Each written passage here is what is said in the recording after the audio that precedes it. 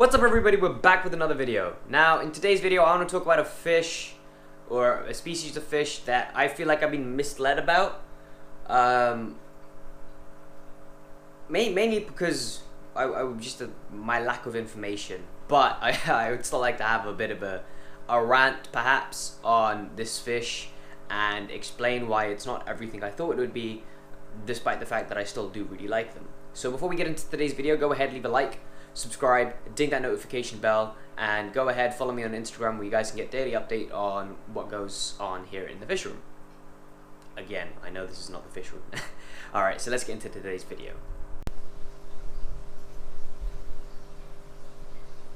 Okay, so if it wasn't obvious, the fish I'm talking about lives in this tank here, my cube tank. I built this by myself. I DIY'd this tank. It's 3 feet in length, 3 feet in depth, and about 2.5 feet tall. So it holds about 600 liters of water, and at the moment it's got some wicked pothos growing up on the top. You know, that pothos plant there is doing an absolute job, and that's the root system. So again, this is just an extra bit of filtration. I'm going to be honest, I think those of you who watch a lot of my videos know that I love my filtration. I like that whole natural DIY complete mesh to create a system that's low maintenance. That's what I like, low maintenance. All I do is weekly water changes, and that's pretty much it. I mean, to be honest, I think it's a bit overkill on what I do. I don't think I need to do as much in terms of water changes or like the volume. I usually do about just above the inlet. So that's what, probably a 25% water change. I mean, 25-30% water change. Not a huge amount, not a little amount at the same time. But, you know, once a week is plenty for these guys. I feed this tank once every other day. Yeah, so the fish in question, or the group of fish, because there's more than one of them, is actually this guy. Oh, okay, maybe not that guy. Maybe he didn't like being pointed at. This guy. That is my Vieja and Spillum. Now, I have 6 Viejas and Spillum. No, I got 5 Viejas and Spillum, yeah. From the looks of it, I got 3 males, which are obviously the big ones, and I have 2 females. So I think that and that are my females, or I might have 1 female that I'm not too sure about. But I definitely know I have 3 males, because they were significantly bigger, they all came in at the same size, and the growth rates are absolutely enormous, you know. That's the size of one of them, and that's the size of the other one, and they came in at the same size. So, you know, that's either saying that somebody's stunted or that's a female. You know, there has to be some sort of morphology difference, right? Okay, why do I feel like I've been misled about these fish? Okay, so I thought that these fish were primarily herbivorous, which they are. But in my head, I thought that because they're herbivorous, they'd be peaceful. I completely forgot that they are a species of cichlid. I do understand that they're territorial, but I did not expect them to be destructive. I think that would be the right word. You know, when they bully, they bully. I'm pretty sure that was the fish responsible for killing my Severum. Yeah, my Severum. But I'm not actually terribly sure if the reason why they're so aggressive is because they're in with African cichlids and they're fairly aggressive on their own, or if it's just because Synspillum are genuinely quite an aggressive species. Because I found that, if you guys remember a couple months ago, I used to have a 12-inch Vieja Synspillum, a male, and he was very aggressive. You know, getting to the point of almost killing my giant gourami, and my giant gourami is no slouch. The giant gourami himself is a big fish, a very, you know, they're known to be very aggressive. Of all the species of giant gourami, you've got your red tail, you've got your regular, and you've got your albino. The albinos are known to be the most aggressive, and I will say that he is a very aggressive I think it is a he, because he has a nupal hump, is a very aggressive fish.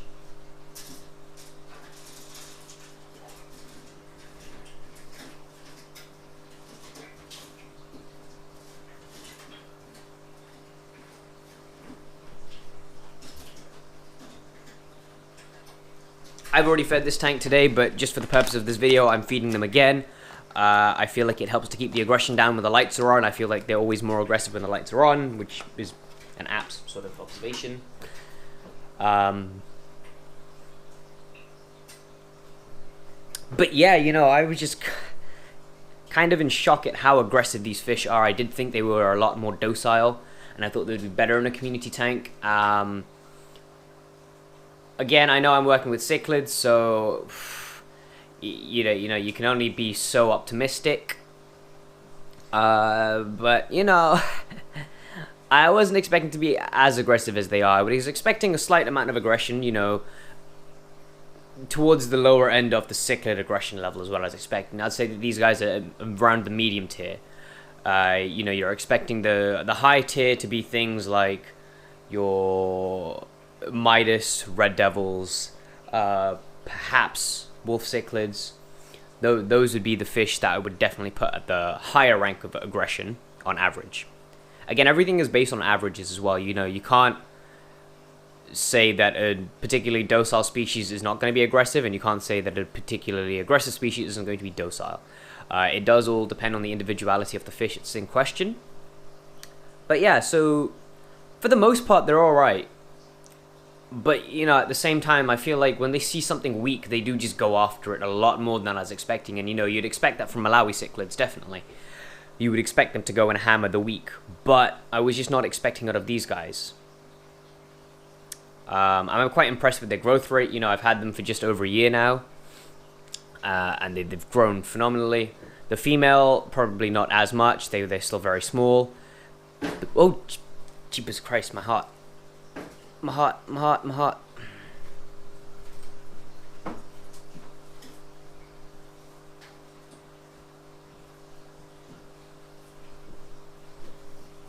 Yeah, so the one thing I don't like about this tank is the fact that the lid is see-through, so the arowana loves to jump at it and it makes a loud bang, and I just don't like loud noises. I'm a bit off an old person when it comes to loud noises. I like it to be just peaceful.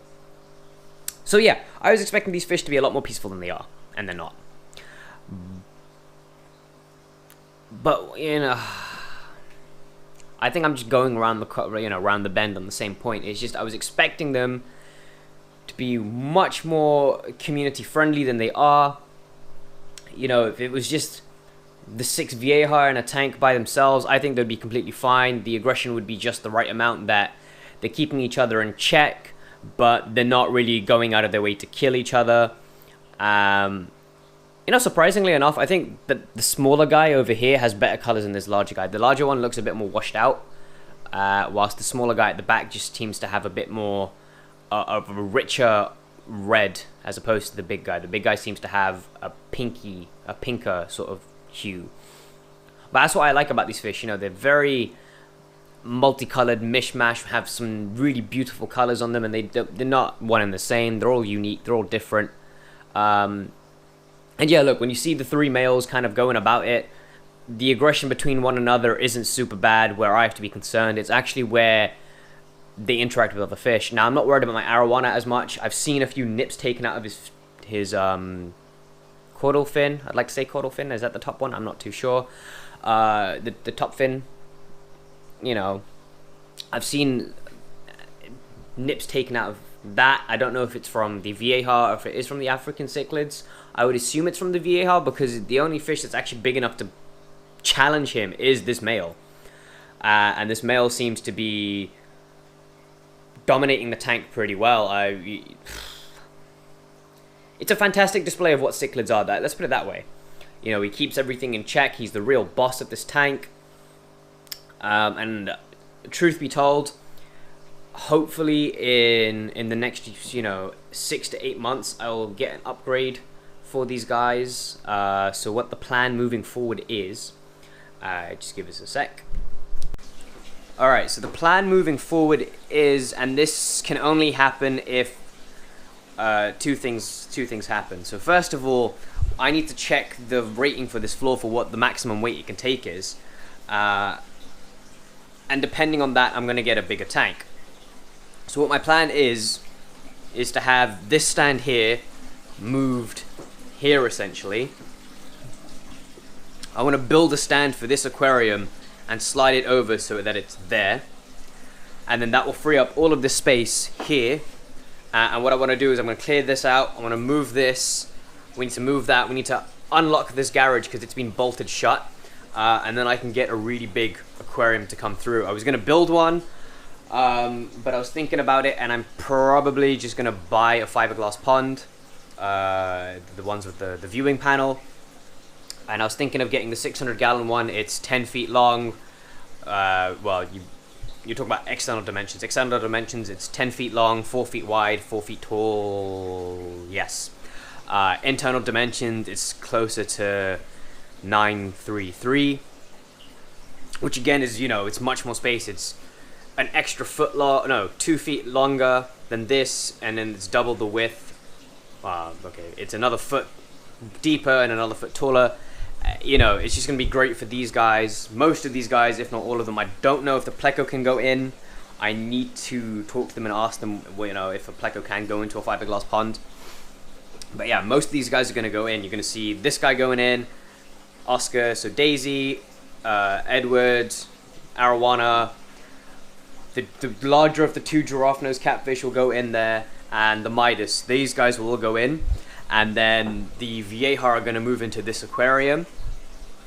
Vieja are going to move into this aquarium, as well as most of the fish in that aquarium. They'll all move into here. That will then become the turtle tanks exclusively. That is just my grow-out tank for my gar, who are just slow and steady, very slow, but you know, hey ho.